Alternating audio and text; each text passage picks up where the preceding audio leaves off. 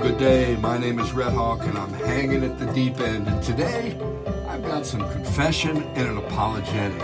I don't really know where I'm going with all this, but I pulled out an old paper from 25 years ago, an apologetic for the 21st century. You know, it's really kind of amazing. So today is going to be a kind of a confession and an apologetic. And I'm going to just start with this question. Has Christianity become a farce? Now, I no longer refer to myself as a Christian, although I do still see myself as a follower of this love and justice made known in Jesus Christ. But what that means and how it comes to mean it, wow, amazing. Now, let's face it. When it comes to Jesus, we're all just following our projections. Nobody really knows who the historical Jesus really is. Albert Schweitzer is actually the father of the search for the historical Jesus, and he determined that Jesus was a deluded apocalyptic.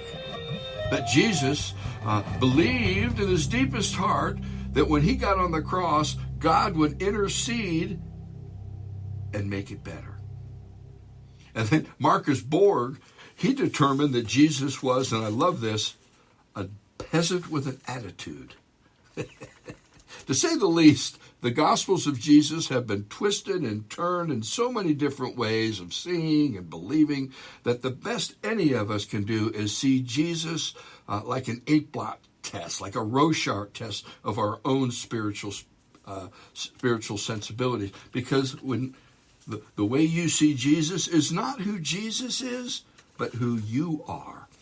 And I think that I want to lay that out right up here, right up front. Now, as a retired pastor, I no longer go to church, or, as I said, refer to myself as a Christian. I mean, what does that mean today, Christian? Talk about a loaded word. The church has become a cacophony of warring absolutes, dogmas, and ultimatums instead of this circle of reflective voices in an open, ongoing, and regenerating dialogue of transformation regarding God's love, justice, forgiveness, and compassion.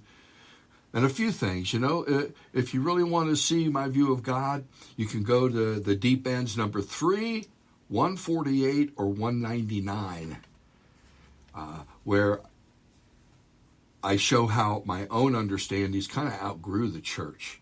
My understanding of the holy presence is not about belief, but about experience. But that's a whole series of other podcasts of which I just referred. Now, it's interesting, Alfred North Whitehead, who is the father of process theology, he said, collective enthusiasm, revivals, institutions, churches, rituals, Bibles, codes of behavior are trappings of religion. It's passing forms. They may be useful or harmful. They may be authoritatively ordained or merely temporary expedients, but the end result of religion is beyond all this. Boy, ain't that the truth. So for me, Jesus is not a worshipful person. Jesus created an opening to this cascading truth that's continually pouring into the world through every blade of grass, and we seem as humans impede it. That opening is, in my mind, the Christ event. Now, as a mystic, that opening is the place where being becomes, the point where life pours into itself. Many have referred to those who manifest this opening, this Christ, as avatars. Those who embody this place, where being is just breaking into existence, avatars, the holy men, the holy women who have been part of our histories. This point, this place, this opening is the breaking moment in the mystic imperative that spiritually connects and unifies all of creation. This opening, in my experience, is the source of all compassion, of all love, justice, even life itself, and of hope and forgiveness, and it inspires awe in those who are able to consciously be touched by it. In my mind, Jesus is not worthy of worship, as I said, but greatly worthy of respect and honor, as well as one of those who became a portal of how to manifest this love, how to incarnate justice itself, even at the cost of one's own life, all the time. And what Jesus does do, what all the avatars do in my mind, is they point to the one who is worthy of worship. But they themselves are not the place where we're supposed to worship. I think Jesus would be just totally dumbfounded by what we've done with him. So how do we follow this love that's revealed and made known in this human being who became Christ today? So here we are, paradigm shift, a new opening to other spiritual perspective, in my way of thinking, is imperative. For me, whether you call it Christ, universal mind, the Tao, and the like of different ways of approaching this opening, they're all the same opening. Now, I'm not alone here. The world has been cross-referencing these spiritual sensibilities for a century now and has created a conversation around the unity of all being. We hear words like meditation, psycho-spiritual technologies, dance, song, art, ritual, contemplation, prayer, chanting, all these different things now interpenetrating and something new emerging. Gandhi once said, "God has no religion." And with that statement, he ushered in a new time. And the world is becoming new, faster than we can process it. And the transformation necessary to accommodate and assimilate all this newness is awesome and scary. Transformation.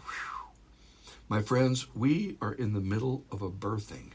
A profound and frightening change is loose and about, and we are between a painful labor and a difficult birth.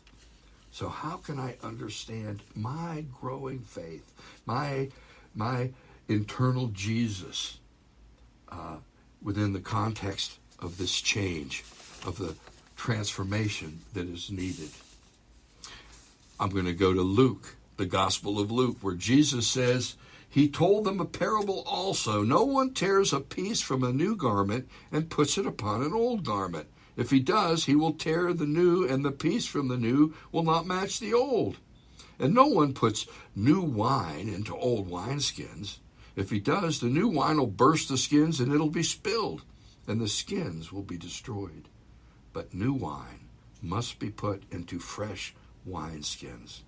Yet no one, after drinking the old wine, desires the new, for he says, the old is good. My friends, we are a new wine in the making. New visions are rising on our horizons. All of this is happening right now.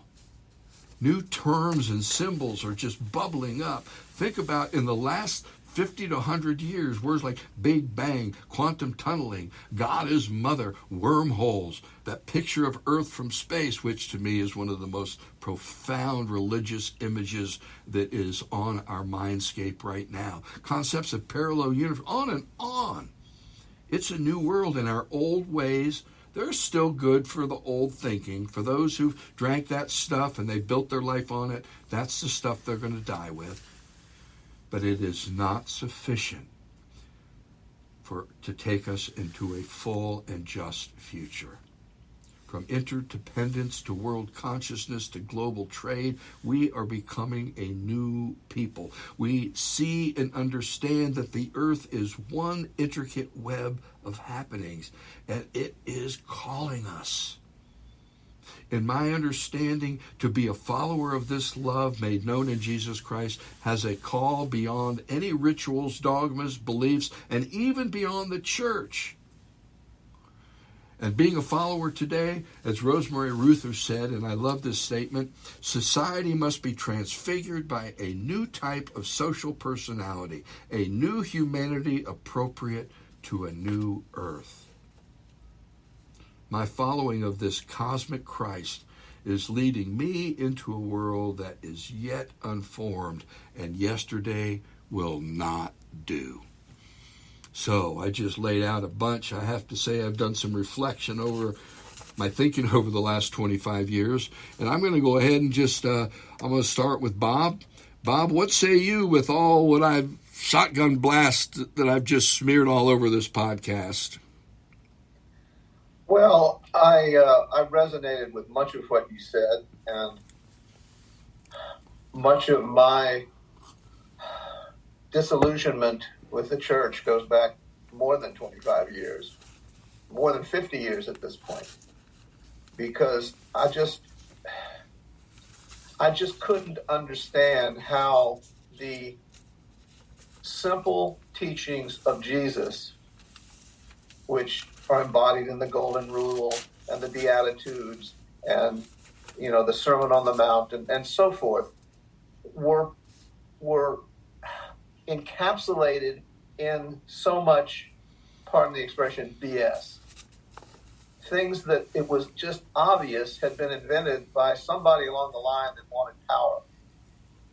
And the more I tried to participate within the structure of an organized religion, and believe me, as you well know, the religion I was in is one of the more liberal and least dogmatic. At least they profess that. I just could not understand how people were willing to, a term that we used before the podcast started today, how could they bow down to this BS and really ignore the purpose behind it all? Yeah. So I really feel what you're getting at there. And the thing that occurred to me as you were speaking is how a snake sheds its skin and moves on to a new existence with new skin. And somehow all of these rituals and it's even more than just the rituals. Yeah. It's the idea that a bunch of people could reorganize the thoughts of an avatar, and really pervert them. Well, and the question, the question, and I don't want to cut you off, but we don't have a lot of time. The question I want to talk about is not about why we left or what we outgrew, but how can we incarnate this love, justice, and compassion today? Not about leaving, but where we go and how we embody that, how we incarnate that. Right. And that's a query for me. Yeah, and me too. And the closest I can come to an answer at this point in time is that it becomes more of an individual thing than a group thing, because once you start getting into the group mind, you're then becoming dominated by that, and it takes on a life of its own. So again, you use the term mystic, and I definitely resonate with that. It's individual experience guided by the signposts that we've talked about over many, many episodes. The true teachings of Jesus, of Lao Tzu, of Buddha, without all of the other stuff. And we each have to find our own path within that, I think. Yeah, and that's what I'm talking about, is what path, how do we find that, and what do we do with it? Mary Ann, we just both threw a whole lot out at you. I know, and I'm right there with you both. Just like, yes. You know what I really loved what you opened with too was that Jesus as a Rorschach test, and that what we're seeing isn't the way Jesus is, but it's who we are. And then how do we kind of refine who we are? And then we will be able to see things in a different way. We will become new to get new awarenesses and new understandings. And I think those are really, really important. You know, and Jesus symbolized love and also continuation of life after death, whether he knew it or not, when he was alive. But and what is our greatest fear? One of our greatest fears is death. And I think throughout the centuries, throughout the years, fear has been harnessed it's been manipulated to have this external control. And I think now what's happening, you talked about how meditation's coming in. Versus prayer. Prayer is still this external thing. We're praying to something outside of ourselves. When we meditate, we go inside. And when we go internal, and that's where we find that connection to everything else, to spirit, to God, to whatever, the universe, whatever you want to call it. But I think that is, and Bob, you said, you think it's the individual that has to do this. And I can't agree more, because it's our fear that drives that bowing down. And it's the fear that drives us to not fully embrace the love that is there, that's freely given. That's my take on this. And I want to agree with both of you and add on something. I think today it is an individual, where it's an internal process that's coming out of us. But that's the incarnation piece. That whatever comes out of us isn't just for me. If it's just for me, it's just the same old thing. And this is where the difference, and I love Scott Peck's work on this, versus a group, which is what I heard Bob talking about, versus a community, which is a different thing. And what does Peck say? This is from him. The great enemy of community is exclusivity. Groups that exclude others because they are poor or doubters or divorced or sinners or of some different race or nationality are not communities. They are cliques, actually defensive bastions against community. Now, given that, all that we do individually is not even good bullshit. It's nothing unless it goes into the community. So the community piece has to be there. And I think that's the part that's most difficult for me. I've got a handle on my own spiritual stuff. I meditate, I get out in nature. I try to keep my mind alive. These podcasts definitely keep me studying stuff. But what do I do with that? And I think that's the big thing. Jesus went and got himself killed. Buddha literally left his family in the middle of the night, got rid of all his responsibilities. Everything we would call disgusting in a man and towards his family, Buddha did before he was Buddha. And this is, we have to look at the whole picture of how people embody this, no matter who we are or what we are. I believe there are people in prison who are not narcissists and psychopaths, and most are those that are actually have become redeemed, are actually doing, they'll never get out of prison, but they see that who they are, they've reconnected it, and it flows out into their community, as locked up as it might be. I've watched it because I worked in prisons and jails for a while. Over and over, there's this piece of us, and it's the one that is the root of my questioning apologetic, because I am a follower of this one. I've laid out my kind of cosmic Christ view as an opening. I see that opening. It's giving being to every blade of grass, to everything, to every rock, and it's in us. And religion is a relinking. That's what the word religion means, relink, to the essential, the place that unifies, the place that that somehow connects us. And once we have that connection, what do we do with it? This is why I think evangelism is just completely bogus, because it's basically, I got mine, you get yours. It's not about doing the work, which is basically how you live your life. Who was it that said, I think it was Hollis, who said, no, it was, I can't remember the guy's name, but love is just religion without the side effects. How do we do that? See, there's a new religion on the rise. I don't know what it is, but it's calling us, and it's global. And my own experience of the Christ event in me has to inform that in some way. Does that make sense? Yeah, and again, it's how we interact with everyone and everything that we encounter. We've talked about each of us are on a different path, but we're going to be encountering each other. We're going to be interacting with the world.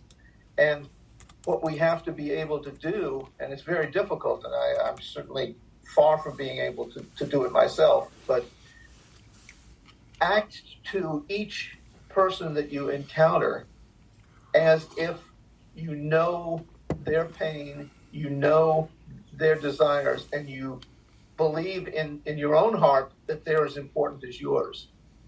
And that is a very, very difficult thing to do, but that's the essence of it all. And that's what, when you say, what are you going to do with it? What are you going to do with it as you move through your life and try to act in the way that you know internally you should be acting? And let me just give a quote, Marianne, I'll turn it over to you. Okay. Master Eckhart said, and Bob, this falls right into it, someone asked him how they could tell if they've truly been reborn in Christ. And he said, if this birth has truly taken place within you, then every single creature points you towards God. Go ahead, Marianne. Well, I was going to say, that reminded me of something that Jesus taught, that what you do to the least of them, you do to me. And when we go out and we act in the community, if we can view the other as ourselves, and whatever you're doing, and that's that whole idea that we are connected. And I would argue that there are people who cloister themselves away from society, and yet they are energetically putting out prayer or vibes or whatever. And I think there's validity in that as well. But I think that when we recognize that whatever we do to someone else, we're doing to ourselves as well, because we are connected. We are one. We're all part of the same thing. And what we're talking about is creating community, Marianne. Yes. I might suggest that the three of us have created community in the sense of that I talked about, that it's a circle, a regenerative circle of transformation. And I think that's what it's supposed to be. It's not, we as human beings are not supposed to set up camp for more than a couple nights in any one place.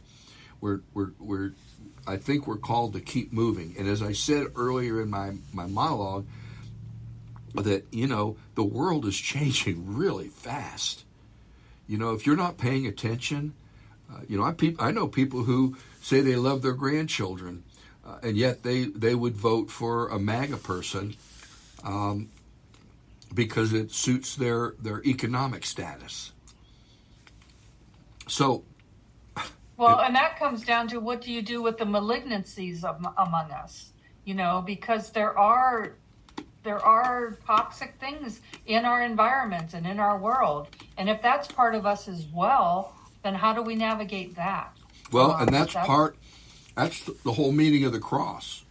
You just put your finger on it, because the fact is, there are these parts of the world, this backlash. Those who've drank the old wine, it is good. And they see the new wine as a threat. That's what Jesus did. He became a threat. They crucified his ass. Why? Because he was bringing a point of reference that justified extreme transformation. And not only that, but a way to participate in that transformation. And for those of you who don't think it was political, believe me, he got his ass crucified. It was political. Well, and the power structure of the day got rid of him.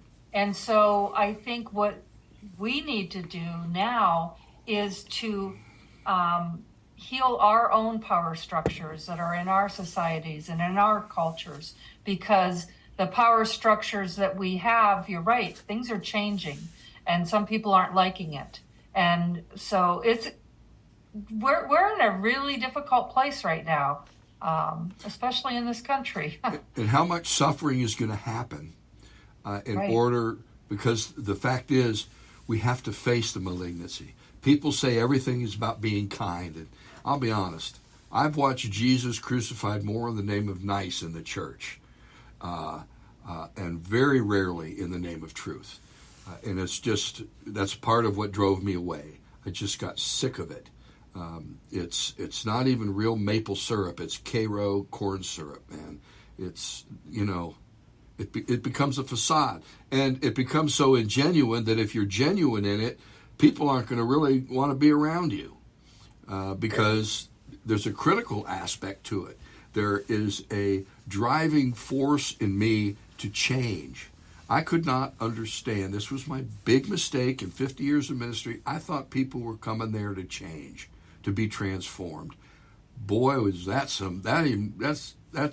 so wrong. And it's amazing how stupid I was in understanding that people didn't want to change. They wanted to sit in their incestuous relationships, in their misery, in their triteness. That's where people want to live. And you know what? This is kind of my bitch, but I was done. So you three are part of my community. My band is part of my community. I'm trying to manifest and incarnate this love, at the same time wanting to challenge those forces that are malignant. And how do we do that? For me, it's humor and biting songs. But I'll be honest, it's, Bob, you said it's an individual journey, and I totally agree with that. Right now in America, more people see themselves as spiritual than religious. And what do we do with that? That's now that you have that power, what's your ability to respond within that? And that's been my reflection this week. How do I, as a mystic, because I feel close to this opening, and it feels to me indulgent if I don't do something with it. Does that make sense? Mm-hmm. Yeah. And I'm an indulgent guy. I could just sit in my own bliss forever, but I can't. Again, the last thing I said in my little rap this morning was that something's calling us, and I hear it loud and clear.